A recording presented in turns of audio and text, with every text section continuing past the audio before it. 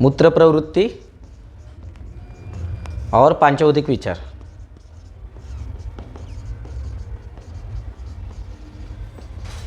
जब भी हम मल मूत्र और श्वेत के बारे में पूछते हैं, ये 3 मेजर मल है, तो और बाकी के मलों के भी बारे में पूछना चाहिए, उसका दृष्टिकोण क्या होगा वो मैं ब्रीफ में जाते जाते आपको बता दूंगा।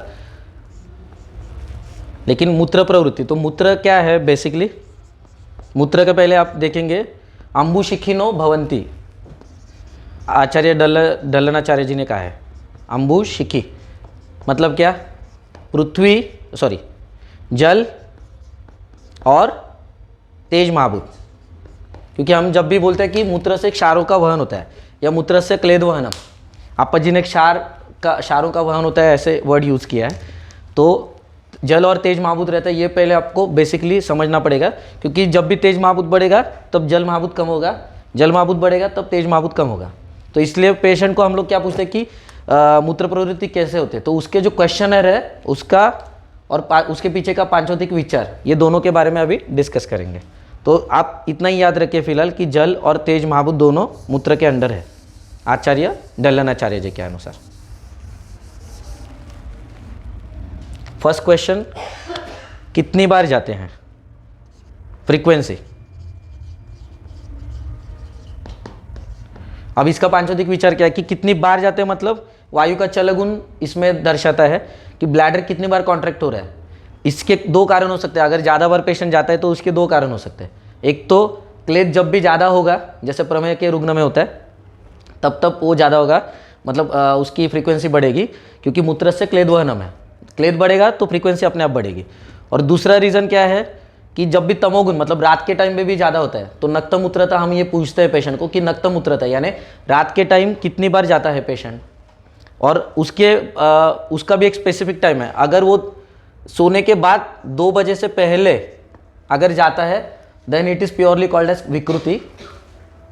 क्यों वो भी बताता हूँ। और 2 और 6 के बीच में जाता है या 4 बजे के बाद जाता है, then we can consider it as a प्रकृति, कि या प्राकृत मूत्र नक्तमूत्रता कह सकते हैं। क्यों, 2 बजे से पहले यानी 10 और 2 का ये पित्त का काल रहता है, 2 और 6 ये वात का काल रहता है। अब अपने ग्रंथों में जब भी लिखा है कि ब्राह्मण मुहूर्ते उत्तिष्ठ है, यानी ब्रह्म मुहूर्त पे उठने के बाद मलमूत्र का त्याग करने के बाद ये सबसे पहले मलमूत्र के त्याग के बारे में कहा गया है उठने के बाद।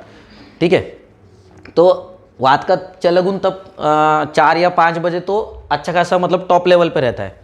तो वात की जो कार्य है, तो उसकी वजह से अगर उस टाइम पेशेंट को नक्तमूत्रता होती है या मूत्र का वेग आता है, तो ये अच्छी बात है, मल या मूत्र का दोनों का, तो प्राकृत कंसिडर कर सकते हैं। लेकिन इसमें भी अगर वो बहुत ज़्यादा बार जाता है then also we can consider it as विकृति ओनली। 10 और 2 और नक्तमूत्रता में और एक विचार है, नक्तमूत्रता यानी नाइट मिक्चुरेशन, नाइट टाइम में कितनी बार जाता है, जो अभी हम लोग डिस्कस करें। तो ये आपकी समान की विकृति को दर्शाता है, समान वायु।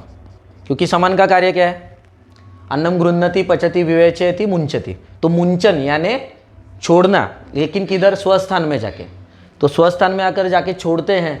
अगर उस कर्म में विकृति आ गई, बार बार छोड़ दिया एक ही टाइप के सब्सटेंस को वहाँ पे जाके, तो भी उसका वेग बढ़ेगा। तो समान के अन्नम गृह्णति, विवेचन और मुंचन, ये कर्मों में विकृति होने के कारण भी नक्तमूत्रता बढ़ती है। क्योंकि रात में नहीं होना चाहिए, ठीक है, लेकिन रात में अगर होता है तो समान वायु की विकृति रहती है। तो आप वहाँ पे लघु सुच्छेकर जैसे मेडिसिन भी दे सकते हैं, हरड़ू और लघु सुच्छेकर। ठीक है, अब फ्रीक्वेंसी के बाद आता है आपका काय अपन विचारतो का, हाँ, दुर्गंधी। ठीक है, मतलब गंध कैसा है, दुर्गंध है कि अभी सुगंध तो रहता नहीं है, लेकिन ज़्यादा है, अल्प गंध है, अल्प दुर्गंध, या बहुत अति दुर्गंध। अब अति दुर्गंध के भी 2 टाइप है, एक स्वगंध असहत्व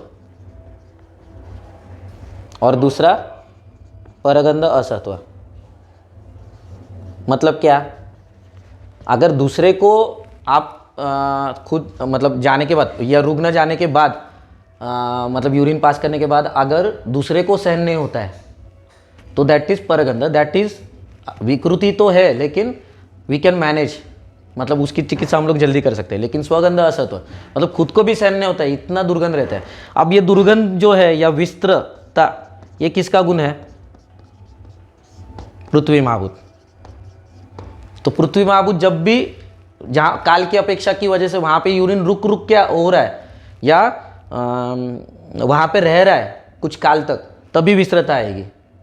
ठीक है, तो इसके लिए ये भी आपको ध्यान में रखना है। तो वहाँ पे आपका अगेन दुर्गंधि कम करने के लिए क्या करना पड़ेगा? आपको लघु सूचकर जैसे ही कल्प देना पड़ेगा, जिससे ये विस्त्रता जाएगी। और यहाँ पे आपको श्वदनौषधि गुग्गुल, दूसरा मेजर कल्प है, श्वदनौषधि गुग्गुल देना पड़ेगा अपान काल में। क्यों? क्योंकि श्वदनौषधि गुग्गुल क्या करेगा? आप महाभूत की राशि बढ़ाएगा और उससे वो जो विस्त्रता है, जैसे हम लोग देखिए जब भी सामता रहती है मल में तो हम लोग क्या करते हैं? फ्लश ज़्यादा टाइम करते हैं ताकि वो सब मल निकल जाए। लेकिन अगर मतलब मल नहीं निकल पा रहा है तो हम लोग मतलब पानी ज़्यादा ही डालते हैं, कम पानी में नहीं होता है साफ। वैसा ही ब्लैडर में अगर आपको ये करना है क्लीन या मूत्र में जल की राशि बढ़ा के वो विस्त्रगंधित्व कम करता है। ठीक है, इसलिए श्वदनौषधि गुग्गुल देंगे। वर्ण,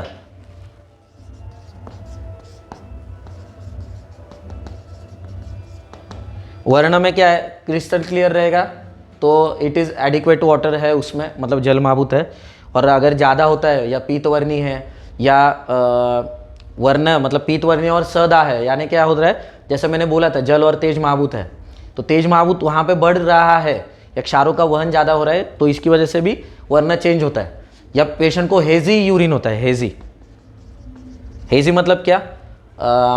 टर्बिड रहता है वो यूरिन, मतलब क्या? उसमें दिखता है वाइटिश ऐसा पार्टिकल्स, यानी पृथ्वी महाभूत वहाँ पे बढ़ा है, तो उसकी वजह से भी रुक रुक के होता है। तो ये वर्ण के बारे में हम लोग ने देखा कि पीतवर्णी ज़्यादा रहेगा और जलन रहेगी तो तेज महाभूत बढ़ा है, तो वहाँ पे श्वदनौषधि गुग्गुल आपको अपन काल में देना है। और अगर हेजी वगैरह दिखता है तो फिर से अगेन लघु सूचकर, क्योंकि पृथ्वी महाभूत कम करना है, वहाँ पे पार्टिकल्स दिख रहे हैं वहाँ पे। अब पार्टिकल्स कब दिखेंगे? जब वो सैचुरेट कुछ काल तक वहीं पे रहेगा अगर यूरिन, तो आपको ये हेजी कलर का या हेजी यूरिन मिलेगा। उसके बाद आता है कि यूरिन को होता कैसे है,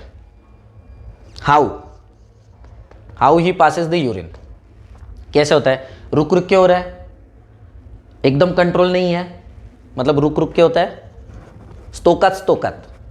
ठीक है, रुक रुक के होता है या अनियंत्रित होता है। मतलब बहुत सारे पेशेंट आपको बताएंगे कि यूरिन को मतलब कंट्रोल, जब भी वेग आता है तो कंट्रोल नहीं कर पाते, खास करके बूढ़े लोग, तो तुरंत जाके वो मतलब कई बार स्टेन भी हो जाता है। ठीक है, तो सबसे पहले हम लोग रुक रुक के जब होता है तो देखेंगे कि रुक रुक के होता है तो पेशेंट क्या बोलता है। तो हम लोग को ये क्वेश्चन आगे पूछना चाहिए कि आपको यूरिन में जब जाते हैं, मूत्रवेग करते हैं, तब आपको पूरा ब्लैडर खाली लगता है क्या? ये क्वेश्चन बहुत इंपॉर्टेंट है। इससे आपको क्या पता चलेगा कि कृत्यापि अकृत संज्ञा, जो मल के बारे में पूछते हैं वही सेम क्वेश्चन आपको मूत्र के बारे में भी पूछना है। इसका मतलब क्या है? इसमें दो विकृतियां रह सकती है, अनियंत्रित और इसमें, एक ब्लैडर मसल टोन और दूसरा एक्चुअली मूत्र कम है या वहाँ पे कुछ अवरोध है, स्टेनोसिस जैसा, तो पेनल एरिया में कुछ ऑब्स्ट्रक्शन है क्या या मूत्राशमरी है क्या, तो ये सब चीज़ें आपको देखने को मिलेगी। तो ब्लैडर मसल टोन अगर लॉस है तो वो होल्ड नहीं करेगा यूरिन। ठीक है, पेशेंट को ऐसा लगेगा ही नहीं, क्योंकि वो जो नर्वस सिस्टम थ्रू जो आता है सीएनएस थ्रू कि ब्लैडर ये करना है, आपको एम्प्टी करना है, तो वो करने के बाद ब्लैडर का कॉन्ट्रैक्शन नहीं होता है, तो आपको चिकित्सा क्या करनी पड़ेगी? यहाँ पे वरागु जैसे कल्प देने पड़ेंगे, जो माउस के रसायन बताए हैं। ठीक है, वो अपन काल में नहीं तो अपन और उदान काल में दे सकते हैं। ठीक है, तो ये गर्म पानी के साथ देना है आपको। वरागु में क्या है? वरा गुग्गुल यानी त्रिफला प्लस गुग्गुल, ये इक्वल क्वांटिटी में है।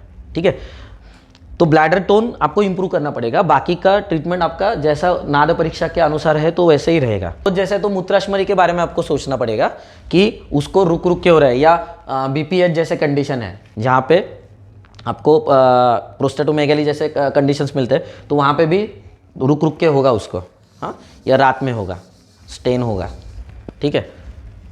अनियंत्रित में भी वैसे ही विचार करना है कि ब्लैडर के बारे में सोचना है और नर्वस सिस्टम के बारे में। अभी सशूल है कि अशूल? शूल ये किसका लक्षण है? प्योरली वात का, विना वातम न वेदनम, ठीक है। सशूल है तो अपना वो again it depends on the quantity of urine.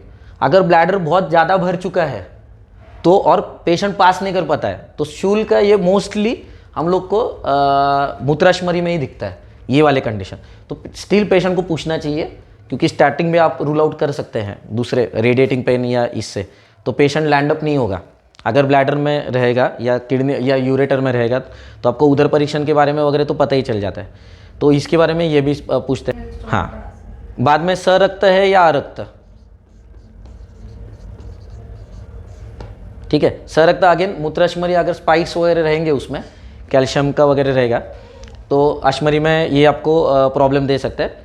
लेकिन ये भी पूछते जाइए, क्योंकि पेशेंट कभी कभी क्या बताता है, कभी कभी होता है, क्योंकि जब भी वो स्पाइक जहाँ पे भी टच करेगा फ्रेश ब्लीड होता है, तो आपको मतलब रहेगा लेकिन पता नहीं है। क्योंकि आज हम लोग अभी किसी का भी सोनोग्राफी करेंगे तो किडनी में तो स्टोन आता ही है, क्योंकि हम लोग को या एज अ वैद्य होल्ड करने का आदत अपने आप लगता है, तो वो ऐसा हो सकता है, ठीक है, कि मतलब रहता ही है किडनी में स्टोन। ऐसा मुझे बहुत रेयरली मिलेगी पेशेंट्स कि वहाँ पे नहीं है, क्योंकि होल्डिंग कैपेसिटी बहुत अभी बढ़ गया। अभी बहुत बार है ना, पेशेंट ये खुद होके बोलते हैं। आज सकाळीच पेशेंटने सांगितलं, आज सुबह ही पेशेंट ने एक बताया फेन के बारे में, मतलब उसकी पॉलीसिस्टिक किडनी ये डिसीज़ है उसको। तो उसने एक पर्टिकुलर बताया कि करने के बाद भी ऐसा लगता नहीं है, और मुझे वहाँ पे ज़्यादा देर रुकना पड़ता है और बबल्स बहुत ज़्यादा आते हैं। अभी फेन ये क्या, अगेन वायु महाभूत, ठीक है। अब फेन कब होगा? कॉफ़ी पाउडर में ऊपर से गर्म दूध डालो और एक नॉर्मल रूम टेम्परेचर वाला दूध डालो, तो आपको फेन हमेशा गर्म दूध जब भी डालेंगे कॉफ़ी पाउडर में ऊपर से, तब फेन ज़्यादा आता है, और जब भी नॉर्मल टेम्परेचर का डालते तो इतना फेन नहीं आता। मतलब जब वायु के साथ तेज महाभूत का साहचर्य हो तभी फेन दिखेगा, ये हमेशा याद रखिए। तो ये भी क्वेश्चन पूछना बहुत इंपॉर्टेंट है। Again we have to go for with श्वरंशादि गुग्गुल, ठीक है, क्योंकि वो इंपॉर्टेंट है, वो भी अपन काल में देना है, क्योंकि सफेन है। सफेन मतलब आपको वायु और तेज महाभूत को गुणों को कम करने वाला, आप महाभूत और स्निग्ध गुणात्मक, क्योंकि तेज रुक्ष होता है, तो वैसा कल्प देना चाहिए। अजून सफेन अफेन स्ट्रीम कशी पडते? विशीर्ण, लागून पडते की पुढे? हाँ, एक इम्पॉर्टेंट क्वेश्चन है कि आपका जो यूरिन स्ट्रीम है उसका फ्लो कैसा है? फ्लो कैसा है? Flow is important. मतलब अभी सपोज मेल पेशेंट है तो उसका और ये उसका पैर है, तो फ्लो कहाँ पे होता है, गिरता कहाँ पे, कि यहाँ पे गिर रहा है, कि फ्लो आगे जाता है या प्रोजेक्टाइल रहता है पूरा नॉर्मल। तो इससे आपको क्या पता चलेगा? Again it will the picture should be in our mind should be about bladder. Okay, तो ब्लैडर का टोन कैसा है उसके ऊपर फोर्स डिपेंड रहेगा। नहीं तो दूसरी कंडीशन क्या है कि मूत्र ही कम उत्पन्न हो रहा है, तो उसकी वजह से उसकी, अगर मूत्र कम उत्पन्न हो रहा है तो आपको श्वरंशादि गुग्गुल देना पड़ेगा। और अगर ब्लैडर की टोन की वजह से आपको डाउट आ रहा है तो आपको ये वरागु देना पड़ेगा, ठीक है। ये ऐसा आपका डिफरेंशिएट हो जाएगा, ठीक है। अब आपका माइंड में रहेगा कि ये पहचानेंगे कैसे कि मूत्र ही राशि ही कम है, तो आपको थोड़ा सा जलन या ऐसा कुछ लक्षण दिखता है। ब्लैडर का टोन जब लॉस्ट होता है ना, तब ये लक्षण नहीं दिखता, क्योंकि वो ब्लैडर के मूत्र की राशि के ऊपर डिपेंड ही नहीं है, वो it's completely depend on the. तो जलन होगा या हेजी दिखेगा आपको, ऐसा कुछ दिखेगा लक्षण, तो आपको समझना चाहिए कि मूत्र की उत्पत्ति में प्रॉब्लम है। तो मूत्र की उत्पत्ति कहाँ से होती है? पक्वाशय में तो होती है, लेकिन उसमें कौन काम करेगा? लघु सुच्छेकर। तो लघु सुच्छेकर ये सामान पे जाके काम करेगा, और हरहु और श्व जैसे कल्प भी, ठीक है। तो ये मूत्र के बारे में हो गया।